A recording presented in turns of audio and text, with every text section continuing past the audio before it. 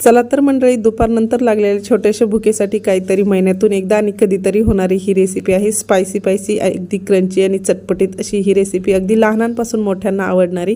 काय केलं, पातेल्यामध्ये पाणी गरम करायला ठेवलं. तोपर्यंत इथे 2 मोठे आकाराचे पातळ असे कांदे कापून घेतले, टोमॅटो कापलाय, त्यानंतर आलं लसूणची पेस्ट केली आणि कोबी कापून घेतलाय पातळ असा.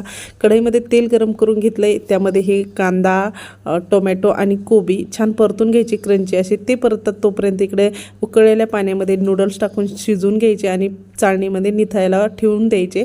छान ही कांदा, टोमॅटो आणि कोबी छान परतला की त्यामध्ये आलं लसूणची पेस्ट टाकायची आणि tomato sauce, green chilli sauce, red chilli sauce आणि सोया सॉस टाकून 1-1 चमचा टाकायचा अगोदर आणि छान परतून घ्यायचं. ते परतल्यानंतर निथळलेले नूडल्स यामध्ये घालायचे. त्यानंतर लाल तिखट घालायचं, चवीनुसार मीठ घालायचं आणि छान मस्त परतून घ्यायचे. पुन्हा एकदा लागेल तसे सगळे सॉसेस टाकायचे आणि मस्त झणझणीत परतून घ्यायचे. नूडल्स तयार